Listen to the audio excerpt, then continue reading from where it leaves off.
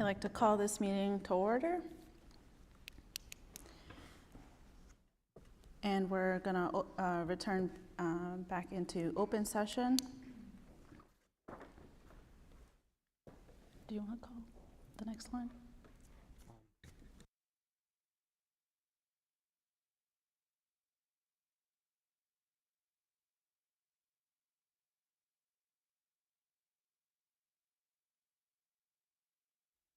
There were no votes taken during executive session.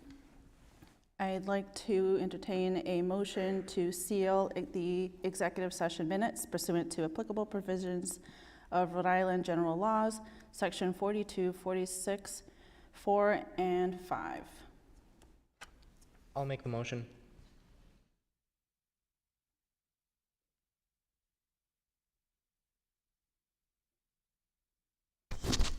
I'll second. Thank you. And Ms. Corsi, would you please do a roll call? Ms. Sassanaro? Aye. Mr. Brando? Aye. Mr. Ferreira? Aye. Mr. Queen? Aye. And with that, we have sealed the executive session minutes. Thank you. Next item, please. Pledge of Allegiance. We'll do the Pledge of Allegiance.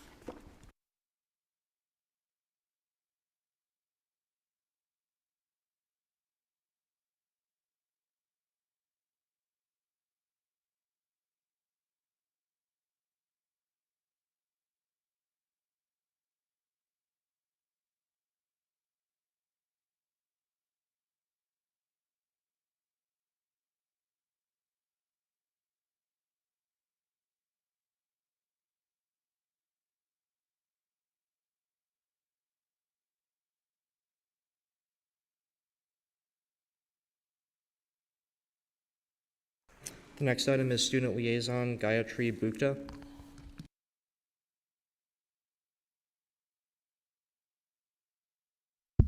Good evening, everyone. Hope you all had a wonderful winter break, and I'd like to welcome new members of the school committee. As we settle back into the rhythm of the school year, second quarter is coming to a close very quickly. It will be ending on the 26th, and with that, preparations for next school year are already beginning for a lot of students. For example, at the middle school, 8th graders will have the opportunity to come visit the high school this Thursday for the open house. A lot of our clubs, programs, athletics, other activities will be sort of showing off what we have to offer, and students can start thinking about what they want to get involved in high school. As a sort of extension of that, last week, middle school students from both of the schools, 8th graders were sent on a field trip to the CTC programs here at the high school. They got to interact with current students at the CTC and see what each of the programs has to offer. Also, the 6th graders at Martin are going on a field trip to Providence College tomorrow, so they're already thinking about what they want to do for their future. Other middle school news is that students are taking the mid-year iReady testing this January. At the high school, underclassmen are beginning the process of class selection for next year. And for seniors, a lot of us are wrapping up the college application season. A lot of those deadlines are in January. Also, seniors are preparing for senior project presentations, which are this Friday at the high school. And high schoolers of all grades will be taking midterms towards the end of January before second quarter closes. Some highlights from the middle of the year. At the high school, there was a Narcan training held last week during wind blocks that was available and free for all students who wanted to learn about it. The Student Council is organizing the Winter Ball, which will be held on the 20th. And the art department has collected some of the best work so far this year and will be holding an art show at the high school next Tuesday, the 17th. In sports, a lot of our teams have had a good number of wins this year, including wrestling, boys basketball at the high school, and Riverside girls basketball. We hope they have continued success in their winter seasons. That's all I have for tonight. Thank you. Thank you. Thank you. Thank you. Next item, please. Next item is the consent agenda with communications, homeschool requests, and approval of minutes for the December 13th, 2022 executive session school committee meeting and open session school committee meeting, the January 3rd, 2023 open session special school committee meeting, and the December 12th, 2022 building committee meetings. I'll entertain a vote to approve the consent agenda, please. I'll make a motion to approve.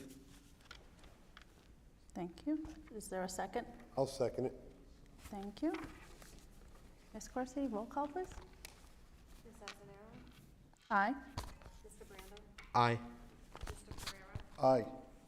Mr. Queen? Aye. Thank you. Next item, please. Next item is public comments 1 agenda items. Thank you.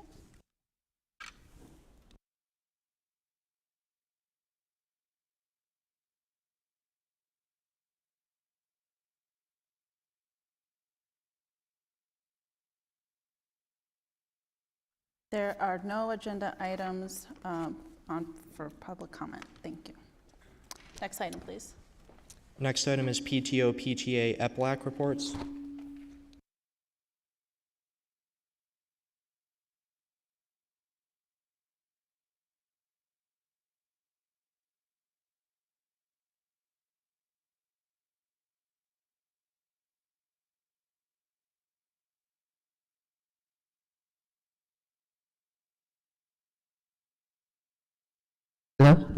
Now it works.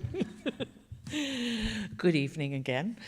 I just wanted to let everyone know that at the January 25th EPLAC meeting this month, we will be having a workshop with representatives from BHDDH and ORS, transitioning to adult workshop services. All are welcome to come. We will have representatives there to answer questions. That's really a big transition. So it's nice that we're going to have that available. And again, that will be January 25th at 6 p.m. at Martin Middle School Library. If you have any questions, you can email us at eplac@epschoolsri.com. Thank you.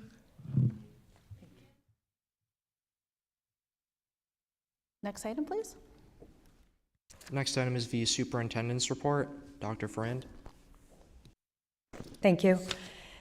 First item is a facilities update, so we just have some high-level updates. As many of you know, we had an incident with the sprinkler system in the gym back on Wednesday, December 21st. We had students were playing volleyball and we had a ball strike the backboard and ricochet off the backboard into the cage of the sprinkler, which caused it to break the bulb in the middle of the sprinkler head, which caused between 500 and 600 gallons of water to discharge from the sprinkler. Mr. Murphy, Mr. Laughlin, and the maintenance and custodial staff did an amazing job. Clean Care estimated that they were able to vacuum up 300 gallons. The rest of the water, Clean Care was in within probably a half hour, and the trust was on site within 20 minutes. So there were moisture pads that were put on the gym floor. There were, I think, close to 80 fans that were put around the gym. So I'm happy to report that there is very minimal damage right now. We have a little cupping on the floor, which in speaking with the representatives from the floor company and Clean Care, they feel that that will, over time, return to a flat surface. So they've suggested that we do not sand the floor and do not make any changes at this time. So it was handled extremely well, and right now we don't have any permanent damage to the floor. We have the last remaining fluorescent lights at Riverside Middle School are being installed. They're being replaced with LED lighting. It's probably about 40% complete, and they're working to finish that up. We also will be replacing all the fluorescent bulbs in the admin building. We have the smokestacks on both Silver Spring and Hennessy deteriorating at this point. We have put out an RFP. We had a difficult time getting someone. We do believe now that we're in good shape and that we have someone, and so those will be replaced. Coming up, Orlo and Silver Spring will be getting new windows in the entire building. That will start this summer. Riverside will also be getting new windows, but we are going back out to bid for that. We were not happy with the first couple of bids that came in, so you will see the RFP again in February. All of our custodians and maintenance staff are getting Chromebooks so that we can have enhanced communication, and they're able to use the ticketing system now, so they'll have access to that. We also have our electrician right now doing base wiring throughout the district for our new security and badge system access, which was approved with security upgrades, and that all of the security upgrades, that work is moving forward and will be completed by June 30th. So. And that's all I have for the facilities. Hiring updates. So I'm going to read off the personnel report. So resignations, we have Gail Gustafson, special ed teacher at Myron J. Francis, effective 1/7/23. Laura Smith, paraprofessional, East Providence High School, effective 12/14/22. April Valoy, school psychologist, Oldham and Francis, effective 1/19/23, and Robert Perry, principal, Riverside Middle School, effective 1/28/23. Do you want me to keep going, or do you want to vote on those, or? Just actually, Just keep going. just go a ahead. couple of questions, Yep. actually. Have we seen a spike in applicants after addressing the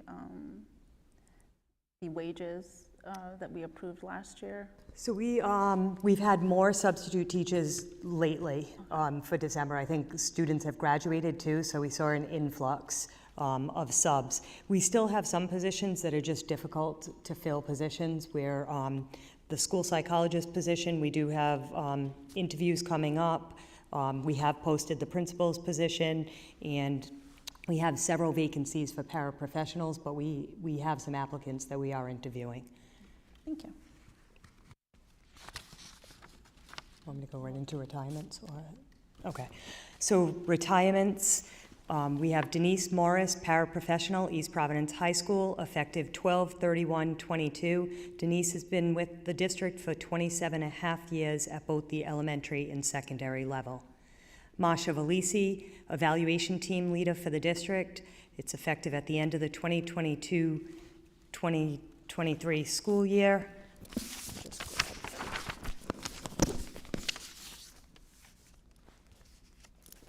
Just want to make sure I have.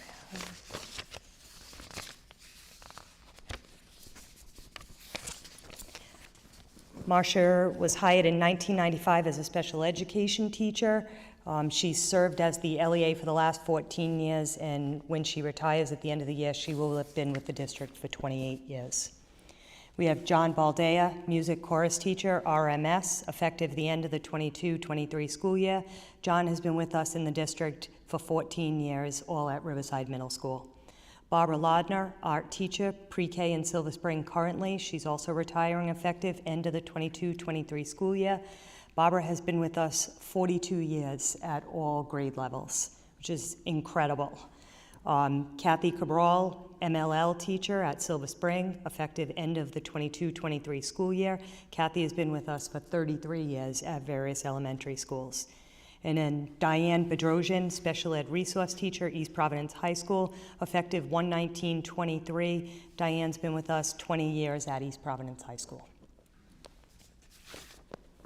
So we have no leave of absence, no non-renewals or recalls, and the appointments are in your packet.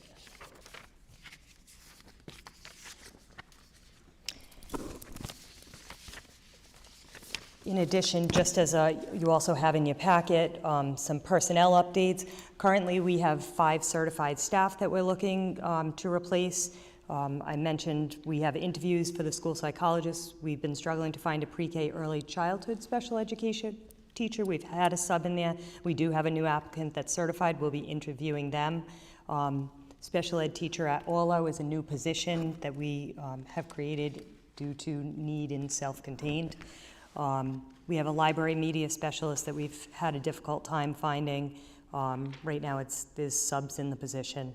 And then the special ed resource position, actually, the teacher's been out. So we're looking, that is all set right now. And then we have some paraprofessional positions that we're still interviewing for. And then just an update on retirement. So you've heard a lot of the retirements come in front of the committee at this point. We have 17 retirements so far this year. 4 of them were before the end of the school year. The others were all at the end of the 2022-23 school year. So, and I anticipate there will be more. So you have those in your packet also. And we are working on a plan for recruitment, including really looking at our student teachers that are in the building. We have a lot of student teachers, so hopefully we can recruit some of them to stay in the district. Any questions on the hiring? Any questions? Good question. What is the average amount of retirements we see annually? I'm not, never like this. This is the end of the teacher's contract. This is going to be a large year for us. A handful, maybe, 5, 10, maybe on a. Okay. Yeah, this will be a big year for us. Okay, finance update. You have the financial report in your packet. There is one line item or a couple of line items I want to point out to you.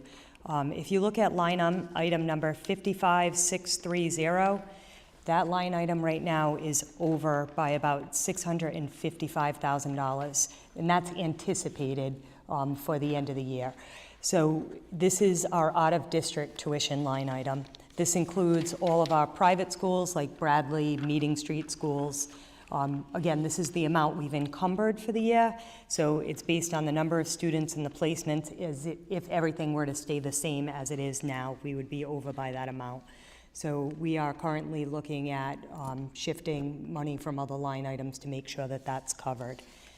The other line item is 55640.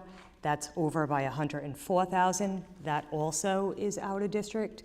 That one is for the collaboratives, East Bay, West Bay, Northern Rhode Island. So we've seen a huge need for placements. Just to give you an idea, our special ed population in 2020 was 944 students. We're at 1,070 currently. And we have 77 students in out-of-district placements, 5 new students to the district this year that we did not anticipate. 9 and then in addition, we have 9 DCYF residential placements, 5 DCYF ESSA special education day school placements, and 2 craft students that are in that 77. And then we have 14 non-IEP placements. So we have a total of, for IEP and non-IEP students, 91 students that are outplaced right now. So we're going to continue to monitor that, and we will make sure that we let the committee, that we do a status report for you. Any questions on the finance report? Does anyone have any questions? Okay. The last item I have under the superintendent's report is the residency check update. So you'll see in your packet, you have the percentage for each school, and actually we're a little bit higher, Diana was working on this today, of verified residency. So what we're doing right now in the attendance office is cross-checking students to see if they have siblings, and we have seen the numbers come down in a few of the schools. So we've asked at this point for all principals to send us the names from their schools of outstanding residency verifications, and we're going to start conducting residency checks in person. So we did hire a new attendance officer starting on the 17th. Mark Petrella is his name, so that will be one of his first priorities, is to start doing residency checks on students that have not verified attendance. He also will help Diana with court appearances and petitions, and really get accustomed to our truancy court system. That was actually going to be my next question, if he was just going to, basically go through both those processes with the school department. So that's good to know that he's going to be handling both of those, because I know Yep. there's a need on There both, is a need. on both ends, so.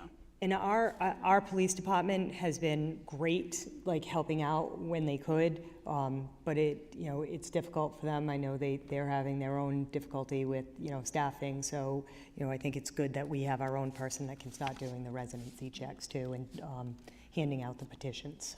Yeah, especially with creating that familiarity between, that person and, the families out there. Right. That it's one familiar face, and at least that one point of contact too, if it tends to be a reoccurring issue as well. So, no, that's good to know. That's all I have for that.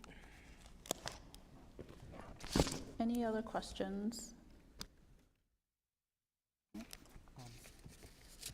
Just one question. In terms of residency verification per school, do you know if there's an explanation for the discrepancy, basically, between like different schools, how some are at 100% returned while others are much lower than that? Yeah, so we're working with administrators to make sure that we get the rest of them. Some have just struggled getting a response from parents. Maybe some just are relentless. Some of our, so they've been working really hard to get them, but we do see these numbers will come down a little bit. Like I said, Diana was updating today, but the new numbers weren't ready, so I'll share those with you so you can see. But we are working with all principals to make sure that we get.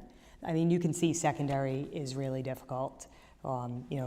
We've been much more successful at the elementary level, which is why we're also checking siblings, cross-checking. So that'll bring the high school numbers down a little too in the middle school. Okay. And just going off of, what Max had brought up, just because I'd like to see for this to be complete before the end of the school year, because then the whole process has to go, Right. it has to begin again in the summer. So that's the only thing I'd like to see, if we can kind of have this done a good amount of time before then. Yep. So that things hopefully can restart again in the summer. I think our attendance officer will help a lot too. Yeah. So, thank you. Next item, please. The next item is the Director of Teaching and Learning report by Lindsay Riley with School Accountability. Good evening.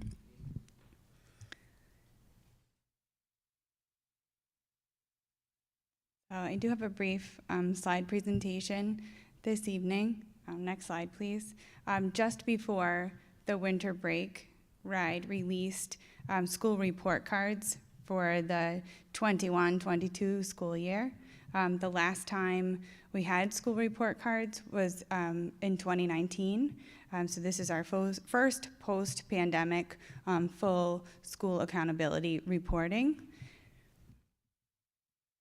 We have a series of performance measures that our schools are rated against. Those performance measures lead to star ratings and then lead to our school improvement status.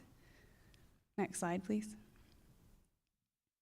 There are a series of indicators and components to the school report cards. The first is an academic performance that looks at our state assessment in terms of achievement, growth, English language proficiency, and eventually science. So science was going to be included this past year. The addition of science on the report cards was delayed because of the pandemic, so we expect that to be added for the 22-23 school year.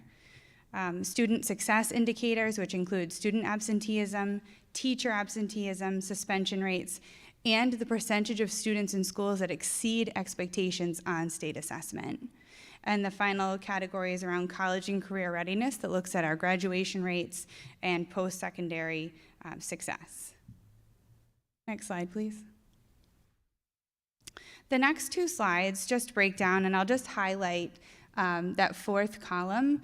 I think it's helpful to know that we are looking at a slightly different formula for the school report card because of the pandemic. Some of these indicators would have more than 1 year of data, and this time around just included 1 year snapshot, the most recent. So when we look at our RICAS data, our DLM, our PSAT and SAT, you're looking at 1 year, so just 1 year of data. Our access testing, which looks at English language proficiency, does include 2 years, and our science is not yet represented. Next slide, please. Also, our student and teacher absenteeism looked at just the 21-22 school year, and that is the area where RIDE adjusted the cut scores because of the pandemic. So we weren't held to the same bar as we had been pre-pandemic, and we are expecting that those rates will return to pre-pandemic in terms of what numbers count or what that threshold is for chronic absenteeism in a school year. So there was an adjustment for last year. It's 1 year of suspension data and 1 year of high stakes testing looking at the percentage of students exceeding academic expectations. Next slide, please. And finally, we're looking at 1 year graduation rate, graduation proficiency. Next slide. So each individual measure that we just went through and looked at, how many years are included, leads to a chart of rules that we're going to take a look at where we receive points and ultimately a star rating for each component. Next slide, please. And this is just a further breakdown of that where we have individual measures that lead to sort of a weight and a number rating, a point rating, and an overall school star rating. Next slide, please. This is a sample of a school report card. This is just the blank template of the school report card where you can see the points gained per component and how those point ranges align to star ratings. Next slide, please. This is a sample, so not one of our own. So a school that had 7 to 9 points in the categories of achievement and growth would receive 3 stars for that section. A school with 2 points in English language proficiency for their access scores, receiving 2 points, that's equivalent to a 4-star rating, as is the 10 to 11 point range for the percentage of students, and it's a combination. So that student success criteria that I talked about in terms of the absenteeism, the exceeding expectations, and suspensions are all combined into 1 point range, which leads us to that sort of overall student success. The 10 to 11 point range is a 4-star rating. And this is an example that we're looking at is an elementary school, so there would not be a graduation rate. That column would just be blank. And that it would identify if there are any low-performing subgroups in the school. So a school that has 2 or more subgroups that are identified as low-performing would have that 3-star. Next slide, please. We thought it was important to note that when you look at the star rating, schools can have components in different point ranges and in different star ratings. Your overall star rating is your lowest area. So the way RIDE explains it is you are as strong as your weakest area. So a school that has, for example, 2 stars, 3 stars, 4 stars, 4 stars is a 2-star school because their lowest area is 2 stars. So it's just important to note when we look at our schools at the end of the slide deck, we'll be looking at that overall, which really we're looking at, that is their lowest area of performance. Next slide, please. So these are our star ratings for our elementary schools. Again, this represents the areas that was lowest on their overall report card.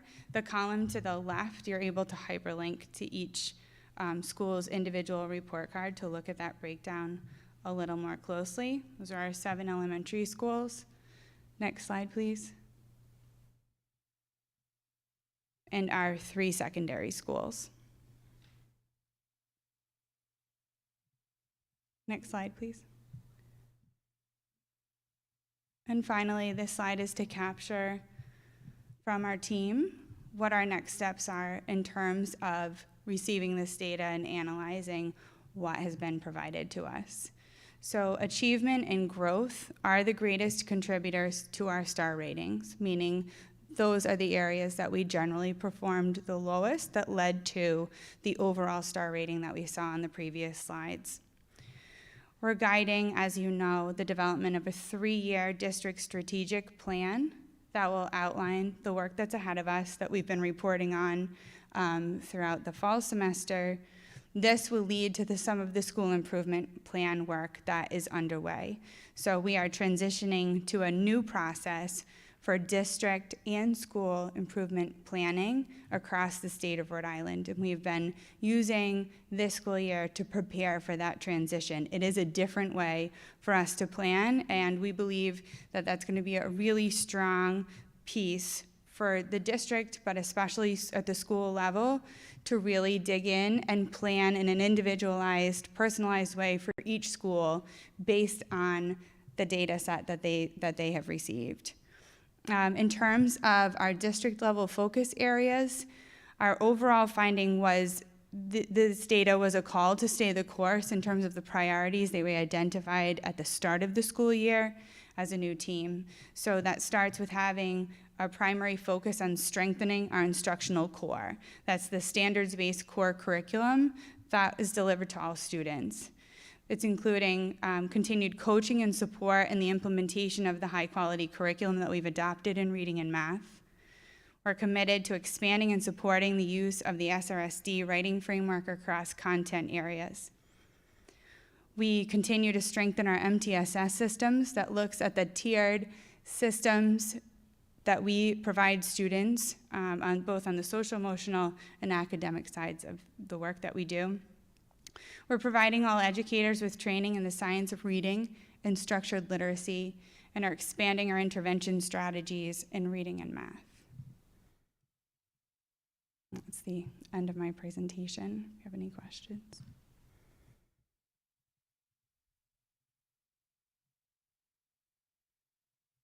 We did share the presentation with you, so you can actually click into each school to see the individual results.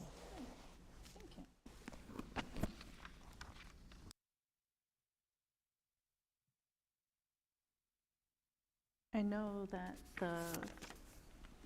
just from looking at the ratings, it's not easy to take a look at, and it's also a very challenging issue to also tackle, especially with how RIDE is taking, likes to review data and analyze it, and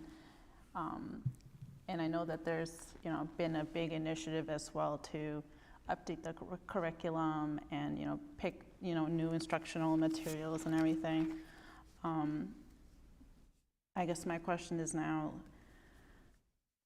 is this going to be like making it like a more sped up process to try and get everything on a route to get us to where we want to be, or is this kind of just more of an informational piece that's being taken, and it's not going to like put things on a fast track, more so because I think the way that it's been done for the past year has been great in people having the time to analyze curriculums, and I don't want to see us speed up everything just because we want to react to this, but also understanding that obviously things need to be addressed now too.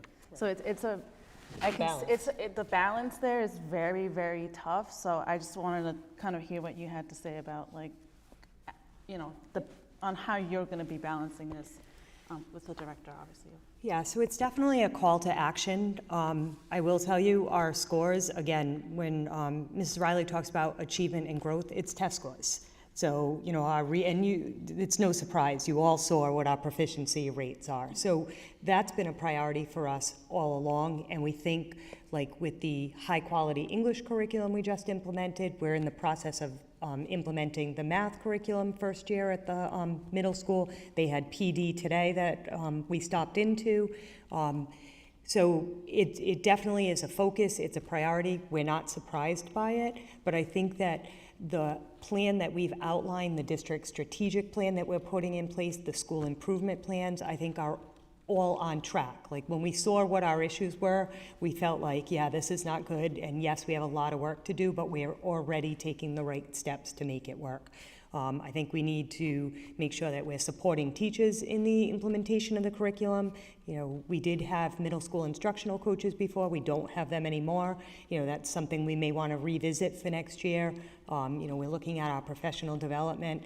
So as much as we'd like to fix them overnight, we know it's going to be a long, slow process, and we're going to stay the course with what our plan was, and continue to analyze the data and work with our teachers and our principals to make sure that they have the supports necessary to do that. I mean, because of COVID and everything, I know that also played a factor into everyone's progress in their academics. But are there different, like, are there going to be some like comparisons in regards to like different districts that are may have similar residents, whether it's like the, you know, socioeconomic backgrounds, to kind of see like, you know, what may work in those districts that maybe we haven't taken a look at here, whether it's resources or like classroom sizes that may help, or whether it's different methods of trying to, you know, keep parents engaged. From just looking at the elementary schools, they're performing at a higher level. Mm-hmm. But we also know, obviously, that parents at the elementary school level are also very much engaged.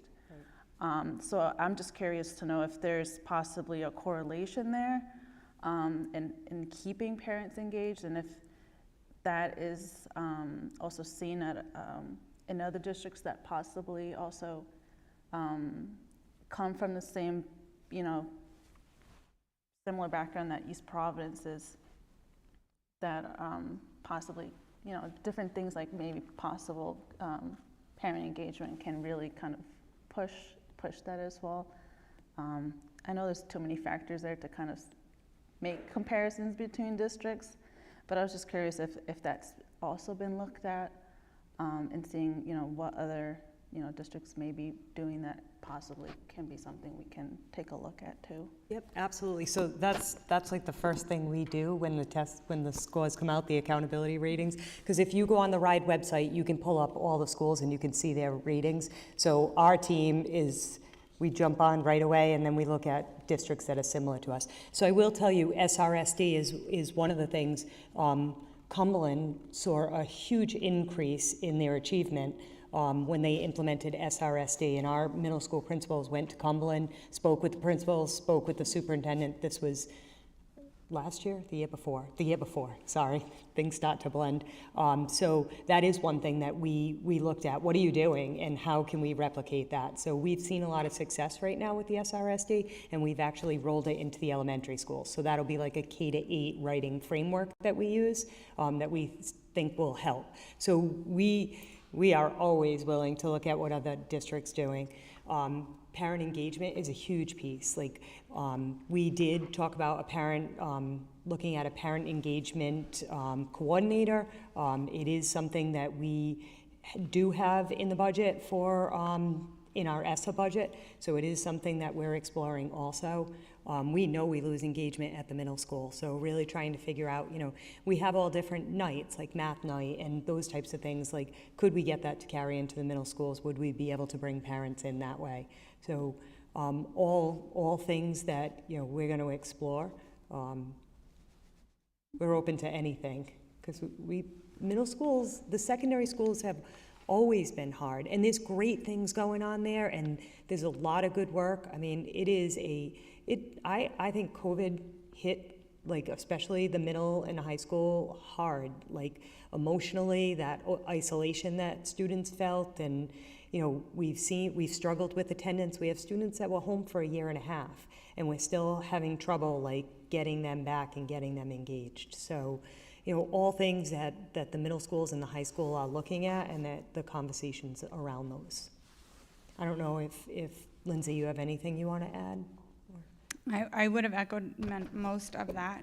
And I would say the only effort that we're making, I think, to the superintendent's point around SRSD as an example, it was something that came from cross-district collaboration. And one thing that we've learned is how much support it takes to take something like that and support teachers in its implementation. It's a heavy lift, it's good work, but it takes time.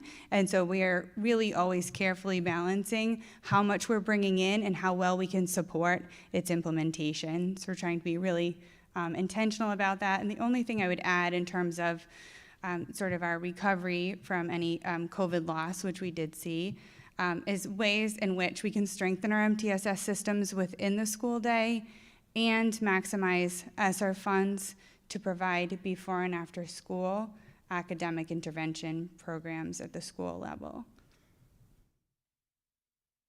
And I guess another question as well are there like initiatives for attendance also being considered and stuff? I know that, sometimes it loses its effectiveness with time, or if it goes on for multiple years at a time.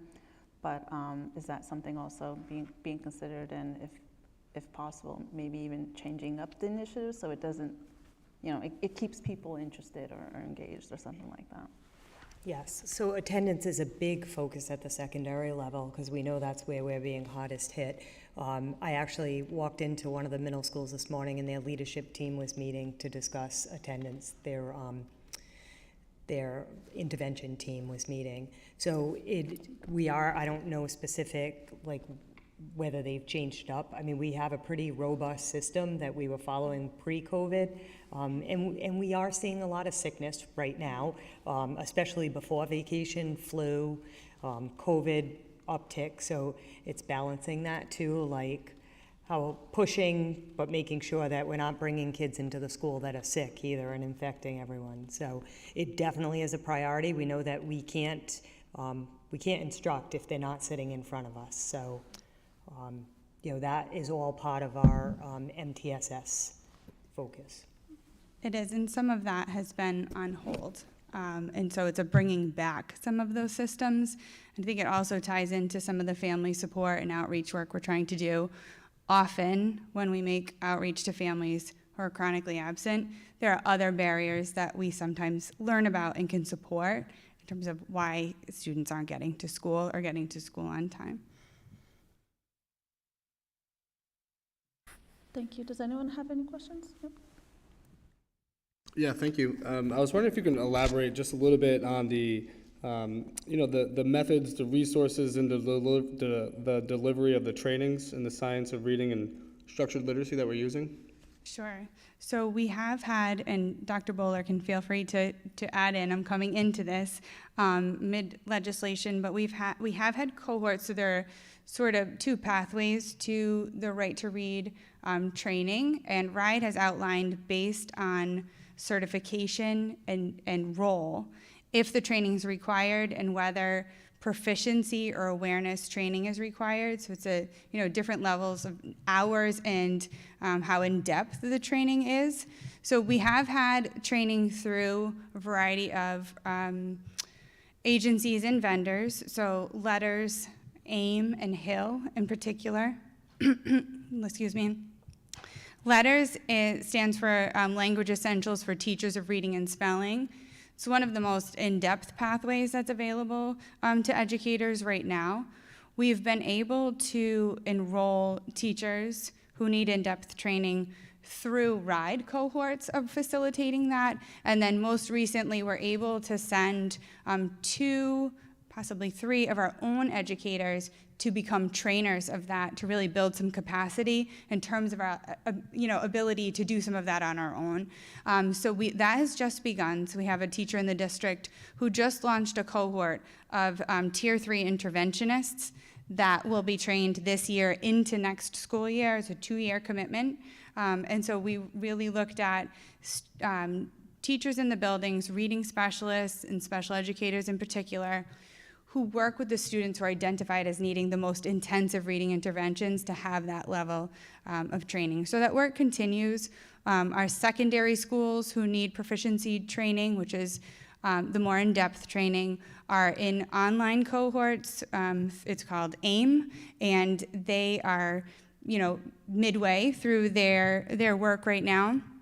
And our next steps will be to look at the next 2 school years in terms of continued offerings to reach all of the elementary educators who need proficiency training and have not yet done so. So they are something we can certainly put together to present, but to kind of show where those numbers lie. But it's certainly a work in progress. And then what we found is, which is what we would want and expect, is once people go for this training, you look at the work differently, you have a different level, different knowledge base, and people come back questioning, saying, how are we going to respond to this? Now that I know this, we may need to change the way we collect data around intervention students, or we may need to expand the menu of interventions available to us to better meet the needs of students in front of us, which is some of the work that we're doing. But it's really helpful for people to have sort of that deeper understanding before we make some of those moves. I'm not sure if that's answered your question.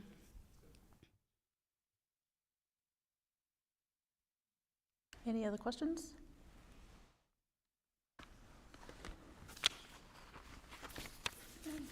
Thank you. Thank you.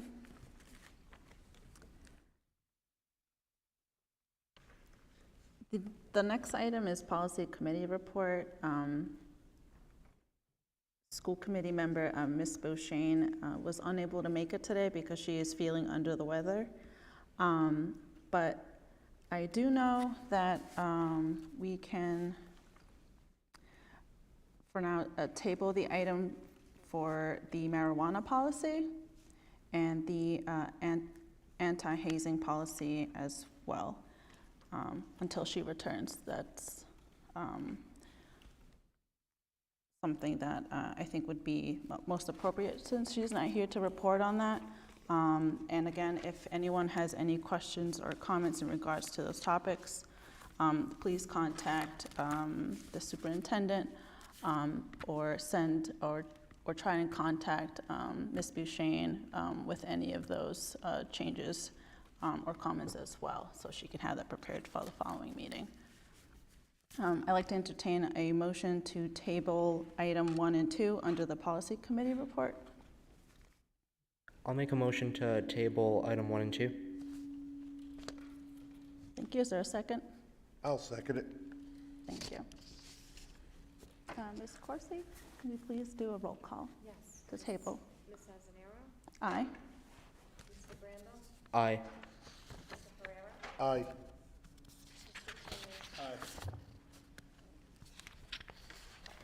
Thank you. Next item, please. Next item is the building committee report. So we had a building committee meeting last night. I am happy to announce that Stage 2 received approval for the Martin Middle School Waddington preschool project. We went through our first round of programming last month with the pre-K and with the middle school, and the architects are working on revisions, and then we'll go through another round of programming. So we're getting input from all of the stakeholders, and it's an exciting time.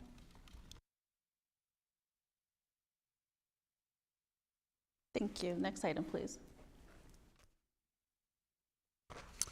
Next item is discussion items.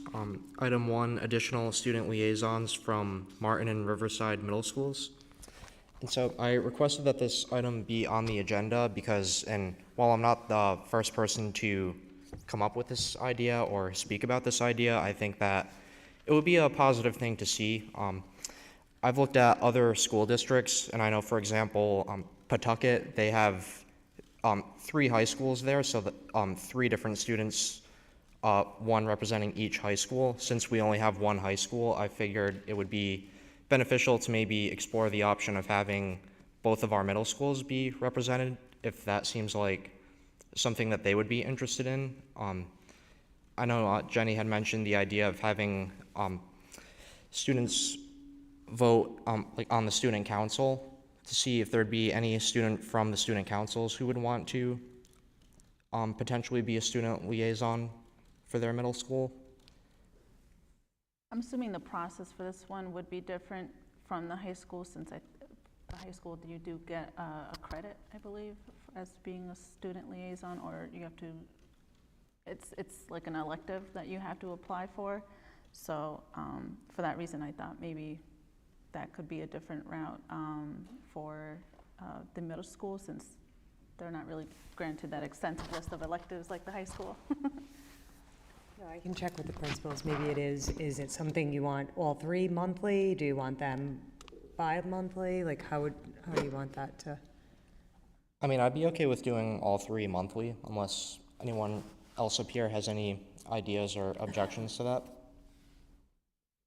I like that idea of having. Jen, I think it's a great idea. If we can get any input, you know, from the 2 middle schools to help them in any way, I think that's an excellent idea. And I would support that. Are there like specific topics you want them to address, or are there like, it's kind of like you leave it up to the student to kind of report on what they feel, you know, is important for them to report to us about what's happening? Yeah, definitely. It can be left up to the student. They can get creative with how they want to do it, or they could look to the current student liaison report that we have as a model to see how they'd want to approach it. Maybe even give them, make the current liaison that we do have be the person if they have any questions to contact her, maybe, possibly. Sure. For I know. any guidance, so it's not Yeah. as intimidating. I know she had middle school updates too today. She must have reached out to the middle school for updates, so.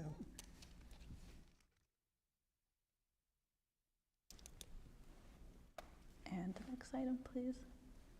Or did you read that already? Sorry. Next item, communication and transparency with East Providence residents, Ms. Azanaro. Thank you. So I did add this onto the agenda because I did see that there was potentially a need to have communications created by the district, or in other words, the superintendent, to communicate any sort of updates or issues that have popped up in the district that may be of high interest of the public knowing. For example, something like what happened with the high school gym. I know that there were different questions within the community, and I think in the interest of making sure that everyone has access and is informed on, you know, what truly happened, and to also give assurance to the public that the situation that had occurred was, you know, quickly managed and handled, and that there, you know, was going to be a plan in place afterwards to address, you know, the drying or the humidity levels of the flooring, that that there was not going to be permanent or future damages to that. More so also for our future projects that we also have at the 2 other schools in our district. So that being the most current thing I thought would be beneficial in having a communication sent out to parents. I think you said that there is something sent out by the district on a weekly basis, but I think having some sort of like letter drafted so that the school committee members can also share on their end. And that way it's not as difficult to summarize all the stuff that we're getting from the superintendent. That way it's kind of all uniform and a lot, you know, quicker also for us to get that information out there. Again, whether it be like something like the high school gym, because I know that's the most relevant thing that comes up to mind because of it being a new project. But if there's any other like big things that may present itself in one school that may be of interest to other parents in the district too, I figured would be great in having that communication be created by the district itself. So I just wanted to kind of hear back from you guys and see if that would possibly, you know, help get information out to your constituents as well, or if you have any other specific ideas as to what other topics or issues can also be addressed in the communication like that. So yeah, I'd like to hear back from you guys. I'm curious, what is our district communication leadership team, what does that look like currently? I leave that up to you, Dr. Ferrand. What does that look like? Meaning like, you know, there's an incident such as the one that happened here at the high school. How is that distributed to the public, you know, accordingly and efficiently and accurately? Yeah, so usually we send a SCI, depending on the level. So dojo at the elementary school is a lot of way that communication goes out. At the middle, and if it's coming out from the district, it goes out in a SCI alert, either depending on the urgency with a phone message or an email, a letter explaining the situation. Something like the high school gym, there was a communication that went out immediately to families, so they were aware because you know, the rumors started right away. So Mr. Black sent out something to families. So that's typically how we communicate something like that. So, and then the scope of that, I guess, is I want to broaden that because that is sent out to just parents, but then I'm not a parent. I mean, I would be able to get the information, but I'm saying like, if you're a new family here and you don't have kids here and you have questions about it, that's like more so, you know, what I was thinking about expanding that out to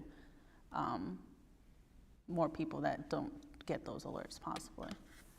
But so that's what I kind of wanted to hear back from you guys and seeing if you guys had any other, you know, thoughts on how we can possibly also improve our communications on, you know, from the district's level and I guess from us too, because we're at the end of the day going to be the ones that are, you know, getting that information out there too, to anyone that has questions.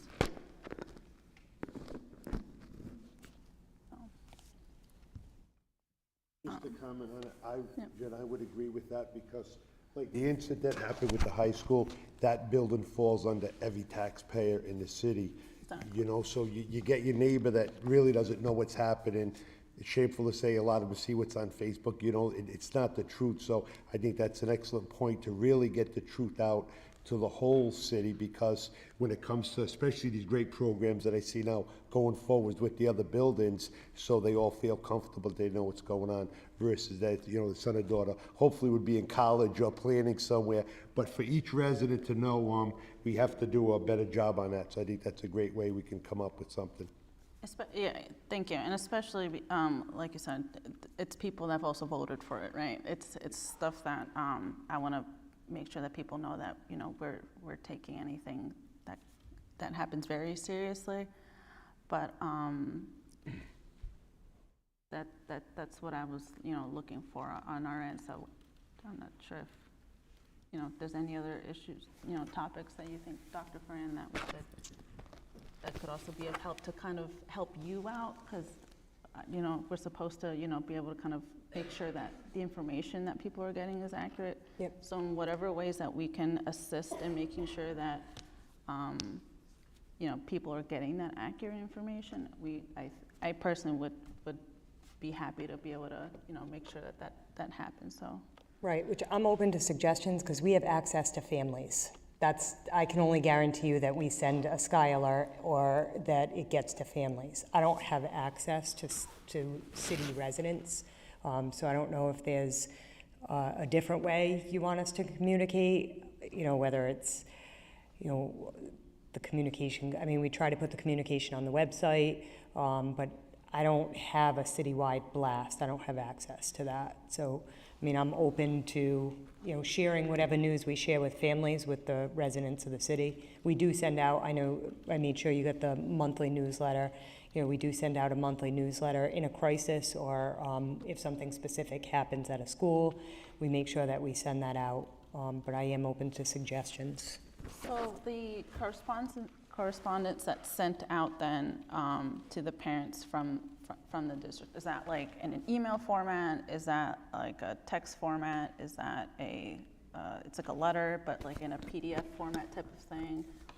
Like how does it actually look like? Is it shareable type type Yep, of thing. so it depends on what the communication is. If it's like our monthly update, we use the Samoa newsletter, which you've Yeah. seen, all of our schools are using them now. So that goes out actually in a Sky Alert, so it goes out in email form, and I get a text. So I think like most people are getting texts also in addition to email. Again, that goes out to all of our families that are in Skyward. If it's a situation like the gym and there's an immediate fire alarm and parents are, we know parents are going to be nervous about, was there a fire in the gym? Like that's also sent out in like a phone message to that school, and usually an email communication so parents can get it. So I guess in those examples, like if it's something that's being written and sent out, if it can also just be provided to us in a format that, and it doesn't have to be like a whole memo, but if it's, on a letterhead, for example, and it's something that can just be sent to us and then that we can just share it and then we can go from there. Okay. I'm not looking more so like for it to be like blasted to the whole city, just so that at least on our end, we can share it. And whoever here wants to can. It's obviously not a requirement if that's something we're able to move forward with, but something that at least on our end we can do, because there's a lot of, online we have a lot of power to be able to like share it from there, because people then will share it amongst themselves, and that's more so what I would like to see happen, is that it's something that, we're able to get out there on our end, and then if anyone has any more further questions, we'll obviously always defer back to you. But in that way, we can all kind of, be on the same page, and everyone out there can also be on the same page too, if they're not a parent, more so. But yeah, like a letterhead, I think is more so the format that I was looking for, and then that just being forwarded to us, and then we'll be able to move from there and get that out there, I think. Are you referring to like having a formal alert sent to us that we can then distribute to the community through allies on social media, through allies in the community that we have, to make sure this information is going out quickly and efficiently and people are aware? Like for this example, like it wasn't a fire and folks, Yeah. so we don't have to create like a widespread panic. Exactly. It And by wouldn't having be. that official document is going to allow for folks who are sharing the news to be able to have that to fall back on. Exactly. Yeah, I think that's a good idea. And I think the process that we have for like emergencies, like that's spot on. That's always, we have not had at least to my knowledge, we haven't had an issue with that at all, especially with the incident that happened beforehand as an example. Like that was all handled like really well with IT and Principal Black. So our like immediate response is great. It's just more, I guess it's the post, incident that I think we can as a committee definitely be of more help to you. Okay. And so in that just to clarify that. Anytime there's an immediate issue like the gym floor, we notify you in an email. Like you'll get that immediately. You're first before it, as we're drafting to parents. That type of communication takes us time to write too, because I was on scene for like dealing with it. So it's not until like we're able to make sure that everything is clear that we can sit down and make sure that we write like something formal. I'll always notify you through text, or usually I do a quick email from my phone so you're aware it's going on, so if you start getting questions, but I'll follow up with a formal writing as soon as we're able to. Thank you. It would be post, definitely. Yep. Like if there's like a situation that comes up in the future, I'll make sure to ask you for it too, because I know it would be a change in the communications that we already currently have. So I'll definitely make sure to bring that up to you. And if anyone thinks that something would be a huge help in having a communication like that, definitely contact the superintendent, and we can move on from there too and try and get that done. Because everyone's wards is very different on what issues may be affecting them, obviously because of where the schools are located. So if one of us isn't hearing something, I'm sure the other person is. So definitely contact the superintendent in regards to that. Does anyone have any other suggestions for how we can improve communications or transparency with our residents? I mean, I definitely agree with all of the suggestions that have been mentioned so far. So I can definitely get back to you if any new ideas come to mind, but overall, I do think that that's a very solid method to help us combat misinformation in the community. So anything we can do to help get the correct information out there in a timely manner is definitely should be our obligation. Awesome. And I'm not sure if anything else popped up for you, Dr. Ferrand, but is there any other things that you think we can improve or implement on our end to kind of assist with communication with our residents? Because you're the one that's in contact with all the principals and parents and stuff, so I'm not sure if you have any other I'll ideas check on your in end. with them. I think the social media is always the first. So if, the communications that we send can be posted, I think that's a huge first step.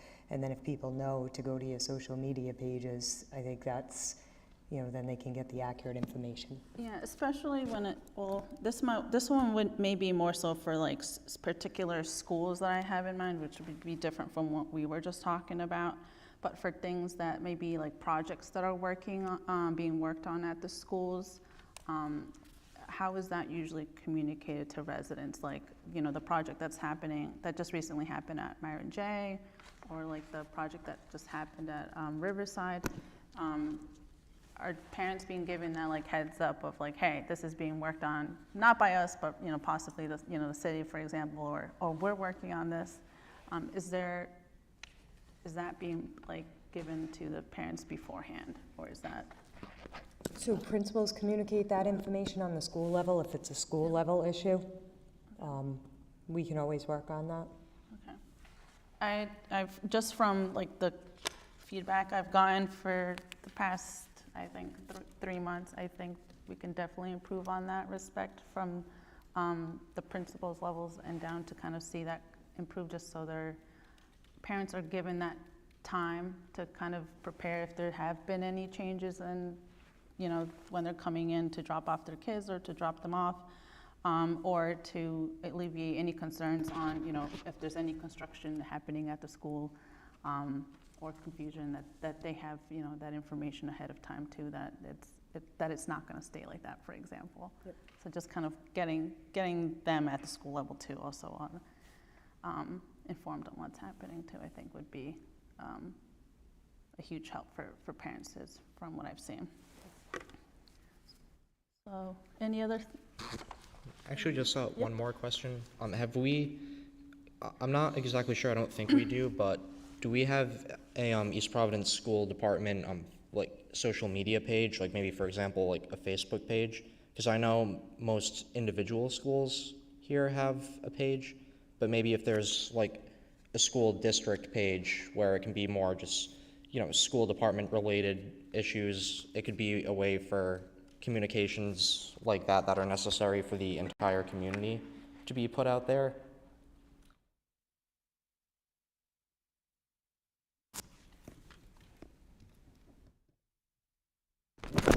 So we do not have a school department page, and that it requires someone on the leadership team to man that page constantly.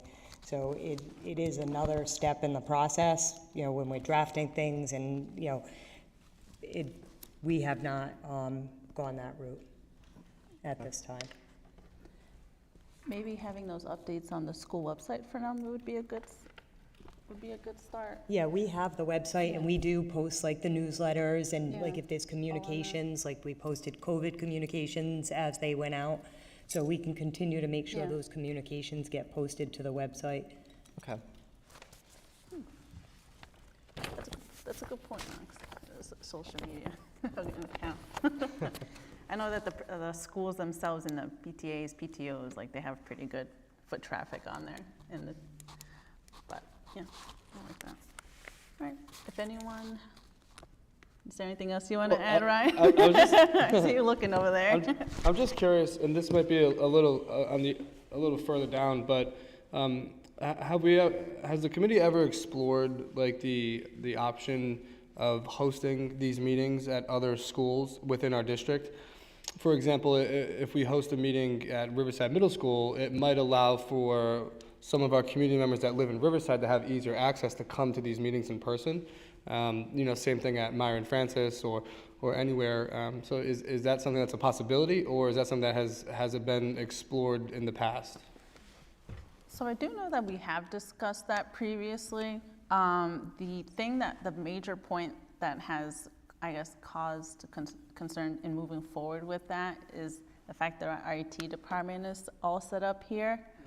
And in that way, we're not like interrupting whatever after-school activities are happening at each another school. So it's a lot easier to plan, and it's less interruptive with the other schools because they already don't have to plan for us hopping in their auditorium. Whereas here it's already kind of planned, everything is planned around us, being here every second Tuesday of the month. And I know we used to have them in City Hall, and the whole process of just trying to have to set up everything, it was very time consuming for the IT staff is what we've noticed. But I think, that's the reasons that I've seen for the last, I think it was like when we were first in City Hall, like 2 years ago, basically. That was the issue that I saw popping up a lot, but I'm not sure if you have anything to add. No, It's very extensive. live streaming. Yes, the live stream portion. Do they have to be live streamed? Yeah. That's honestly, so have not really had attendance at the meetings, but people do watch them. Okay. Either tonight or a lot of people watch the recording, from what Great. I hear. That's what they tell me. I know a big thing, I know you had mentioned previously also to make it more accessible that you had mentioned was also putting the, I think is it time stamping, there we go, time stamping. And I had spoken to Alfred and Dr. Ferrand before we started, and said that will be able to actually be done. So whoever's listening, we will be able to time stamp, which is gonna be a huge help. Thanks to Ryan for bringing that up. And in that way, it's kind of divided into the sections that are in the agenda, and you can kind of hop around the meeting online, and you don't have to sit through the whole thing if time does not allow for that. A lot of parents are very limited in time, so I'm sure that will be a huge help for them. Are there any other things regarding, actually, that was a good addition to that. I'm not sure if anyone has any other thoughts or ideas on making it more accessible. I think also trying to improve our efficiency during our meetings will be a huge help. I know a lot of times parents have described that our very extensive, 3+ hour meetings sometimes is a deterrence to attend our meetings. Hopefully that, the time stamping and making sure that we're, efficient in our meetings will help with that. But as you can see from today, presentations such as, that school accountability, those will still be a priority because that has been, communicated to us extensively over the past 2 years that people want to see on here more. And that's also coming from my communications with teachers too, that they like to know that, their work is also being prioritized and looked at by us. So with that, if no one else has anything else to add for that, we can move on to the next item, please. Next item is action items, starting with number 1, consider and vote to approve bill list.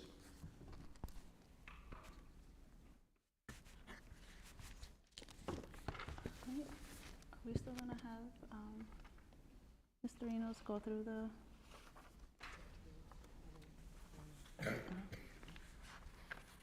Mr. Enos, will you please come down and read the bill list for us? Thank you.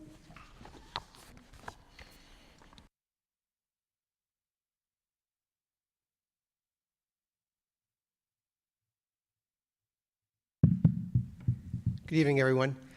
So are you talking about the invoices for the regular bill, for the monthly bills that we do? Yes, please. Okay, so what would you like me to review on there? Just go through the ones that that we have to approve at. It's 1 through 12 I have. Oh, so for the, okay. So sorry, so I thought you were talking about the regular monthly bill. So I can summarize those if you Yes. want, sure. Give me 1 second, just let me get down to where my bill list is on the agenda item.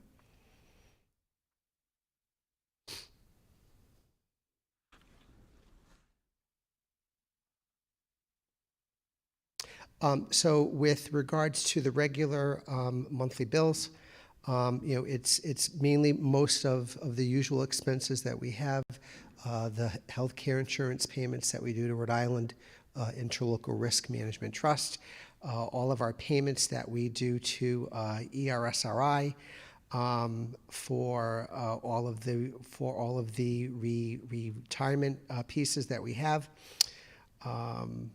The dental insurance, I'm trying to find some of the bigger ones here. So one of the larger ones that we have on the bill list for this month would be Capeway Roofing. We are doing the roof over at the administration building. So you'll see that first bill of $532,000 for Capeway is before you for tonight. And other than that, it's pretty much the usual special education tuitions, utility bills, all of that. Okay? Thank you. I'll entertain a motion to approve item 1, the bill list. I'll make a motion to approve item 1, bill list. I'll second it. Yes.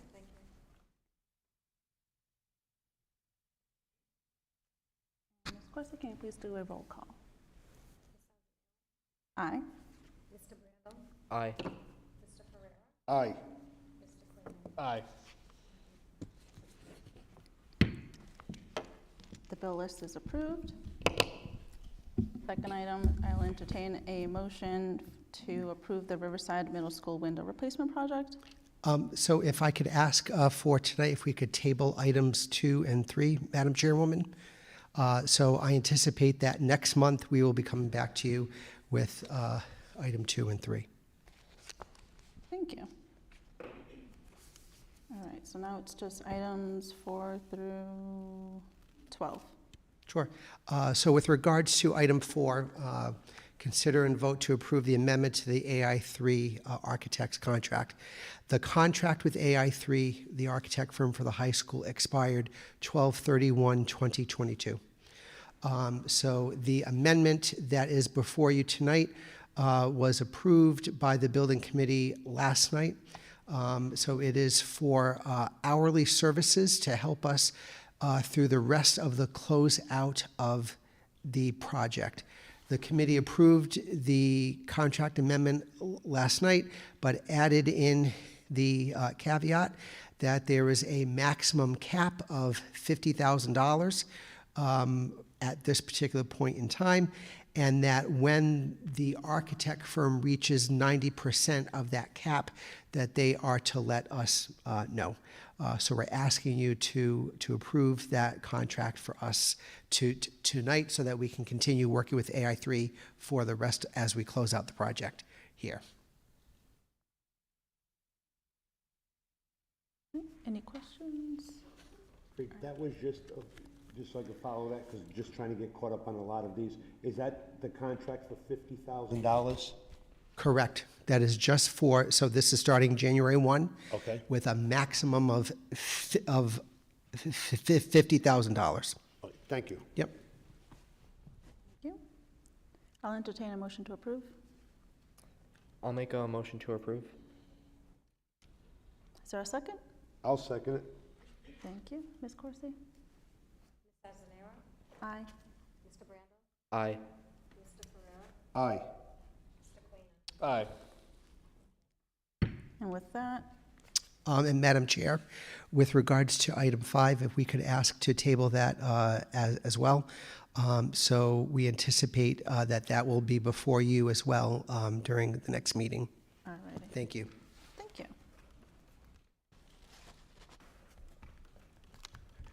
All righty, and we going to entertain again a motion to table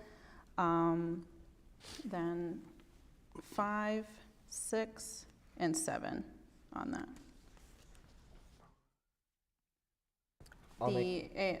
The AI architects, medical marijuana policy, and the anti-hazing policy.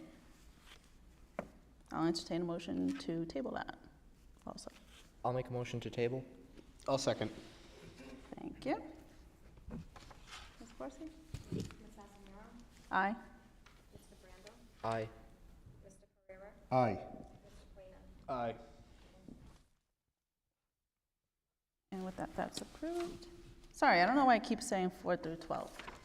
As soon as it's CAI, I'm like, it's all going to be grouped together. You got it. Item 9, would you like to go into the, Yes, why don't I Okay. go, I will go into start off with all of the invoices that we discussed and approved last night. So for construction invoices here for the high school, AI3 extra services, $6,160, and AI3 basic services, $29,484.68. That's the end of the contracted amount.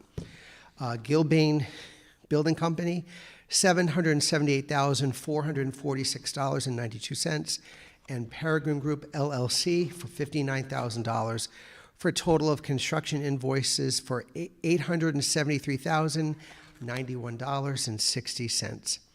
For furniture, fixtures, and equipment, last night we approved invoices for B&H Photo, $145,898.34. That is for the equipment, most of the equipment for the broadcasting studio that we've been waiting months for that to come in. Washington Music Center, $170,820.35. That's for all the high school marching band equipment. And WB Mason for $17,010.73. That's for the extra student desks that we had to order. So a total for furniture, fixtures, and equipment, $333,729.42. And then with regards, since I'm on the roll for the invoices for the Martin Middle School project, the 2 invoices that we had that were approved was for Peregrine Group LLC for their monthly services on that project, and that's for $44,000. And then AI3 gave us their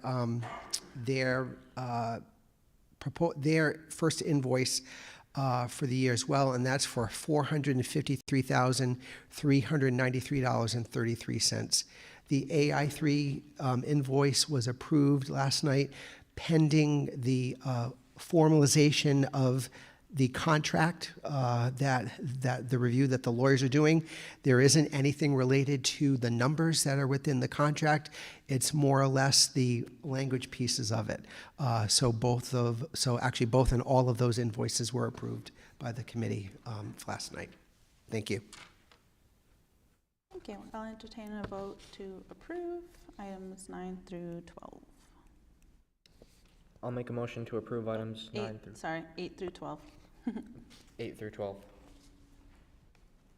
there a second? I'll second. Thank you. Ms. Corsi? Ms.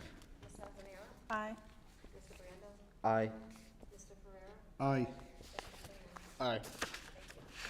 Thank you. And with that, that's approved. And the 13th item, Mr. Enos. Sure. So before you tonight is we're asking you to approve an MOA that we received from the Rhode Island Department of Education for the 21st century. Hang on one second, pulling it up. I can't get it on my laptop. For the 21st Century Technology and Furniture Fund, the SBA Capital Fund. RIDE lately has been on a roll with giving money out to the districts. Basically, it's been coming from other districts that haven't been able to do their capital projects. And so they are sharing this money out with the other districts.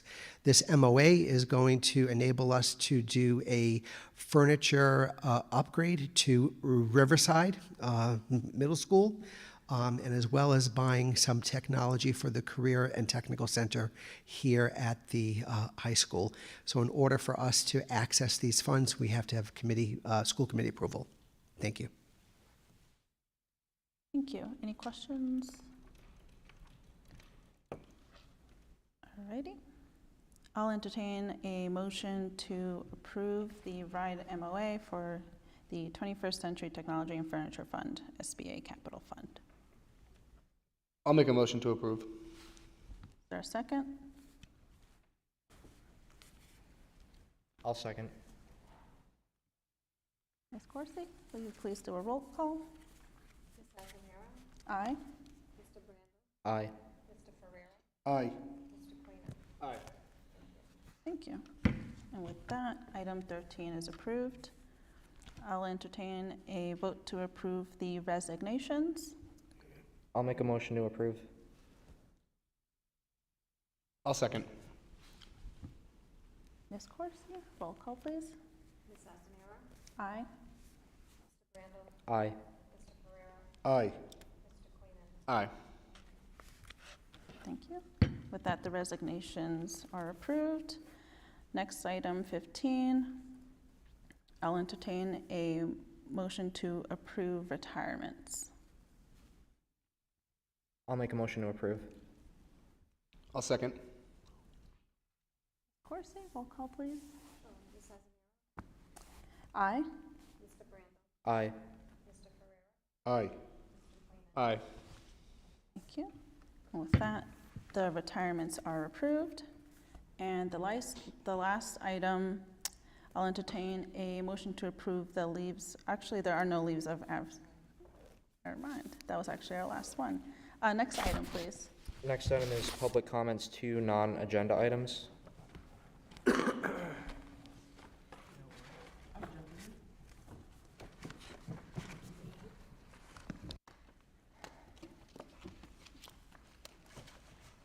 Just done?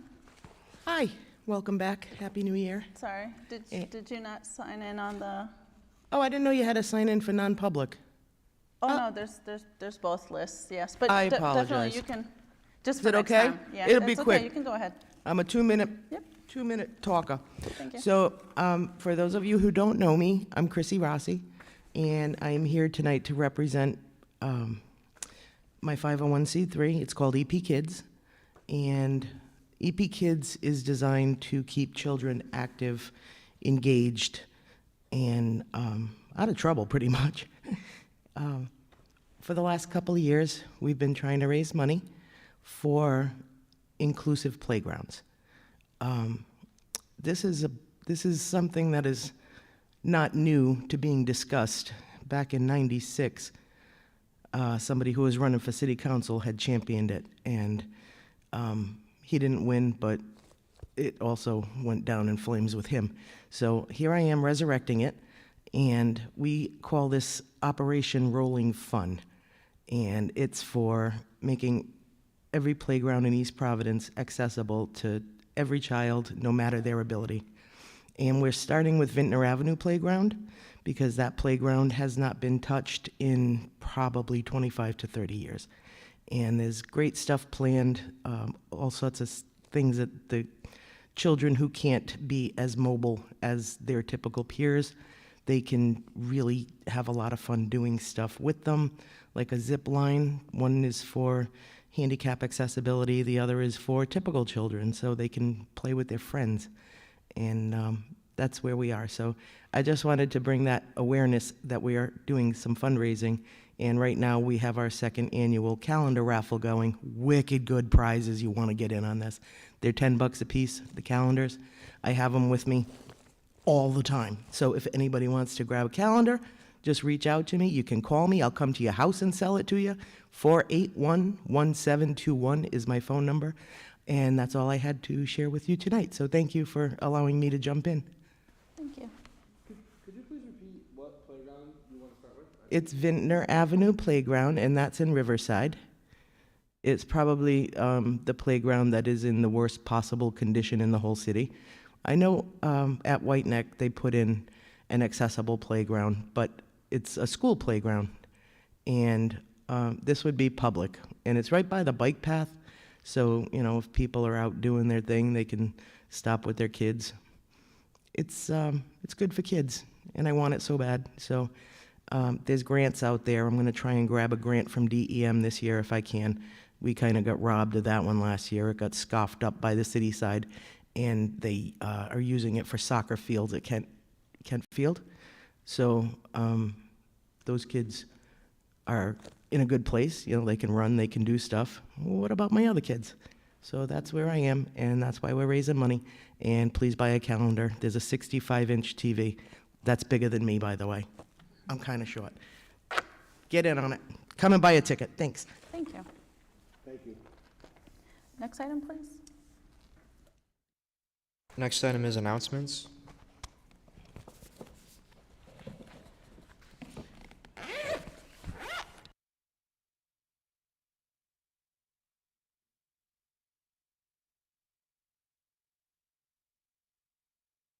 Anyone have any other announcements?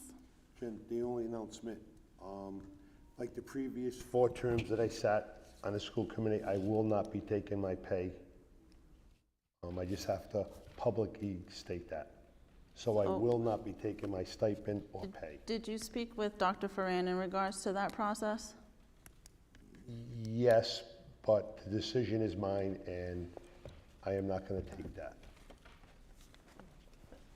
I think we can speak about that afterwards, because I believe there's No, a whole if I- process about if I that can interrupt you. afterwards. I'm not going to donate it like I did the previous, Yeah. I'm just not taking it, so there's no discussion. Legally, I don't have to discuss it. The previous 8 years, it was donated. Yeah.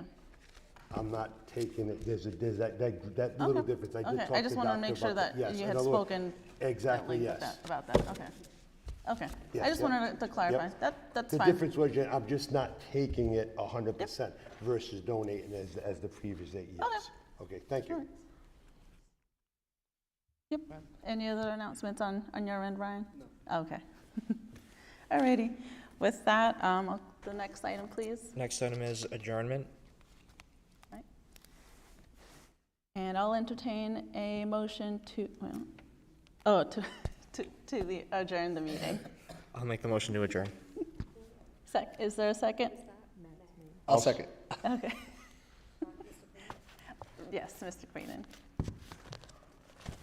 And Ms. Bristol, will you please do a roll call? Aye. Aye. Aye. Aye. Thank you. And with that, we're adjourned. Have a good night, everyone.